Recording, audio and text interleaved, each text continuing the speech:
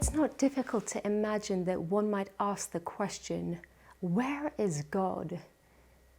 We are living through uncertainty, anxiety, loss, struggle, suffering, injustice of myriad types. So many in chains, so many destitute, so many heartsick on the inside, despite the appearance of all being well externally.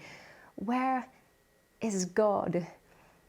It's a question that resounds throughout the ages, voiced multiple times in the ancient poetry of the Psalms.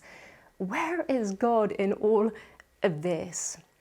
And where are our hearts in the asking? Because it's a question that can be asked with bitterness, challenge, triumphalism, and atheist proof of God's non-existence, or searching, longing, seeking, asking for understanding.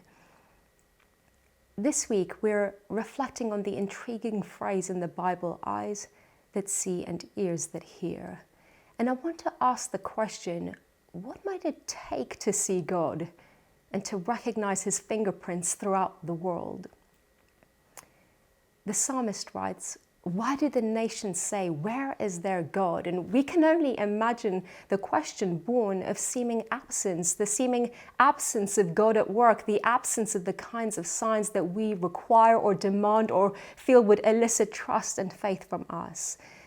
And the answer is jarring. Our God is in heaven. He does whatever he pleases.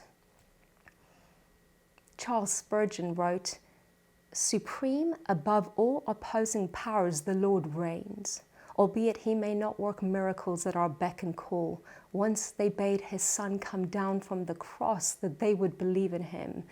Now they would have God overstep the bounds of his providence and come down from heaven to convince them.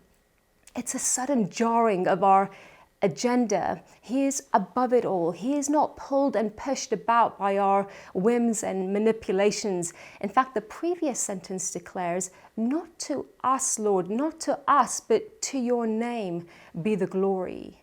Glory, sufficiency, centrality, power, wisdom. This is a declaration against our anthropocentrism, a pull away from us in the center, us in the driving seat, us as the judges of all that happens on this earth.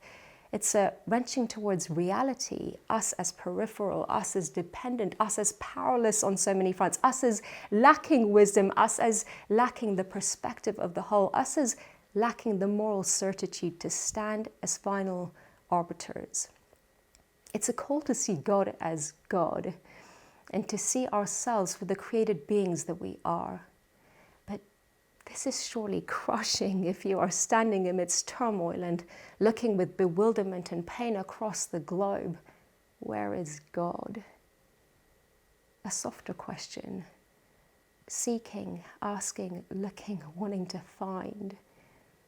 Not to us, Lord, not to us, but to your name be the glory. The sentence doesn't end there. Not to us, Lord, not to us, but to your name be the glory because of your love and faithfulness. This is the linchpin. The power of God, the glory of God is not cold, not unfeeling, not crushing. It is a solid rock in the midst of a storm on which we can stand and be steadied, held, secure, because you cannot detach the love and faithfulness of God from his power and glory.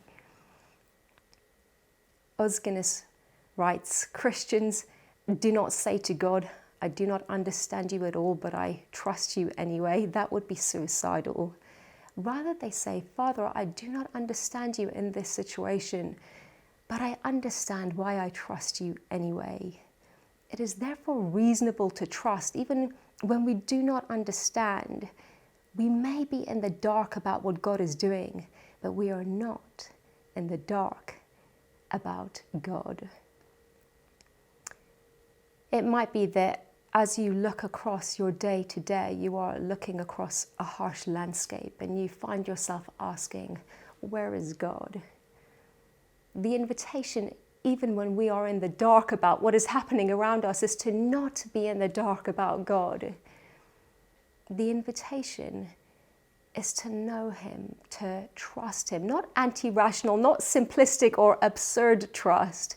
Thoughtful, wholehearted, abandoned trust.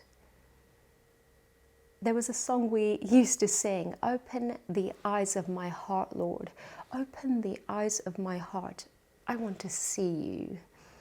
Maybe that's a prayer we might pray today, and allow that sight to bring comfort and hope as it reorders our perspective and as we entrust ourselves to the love and faithfulness of God.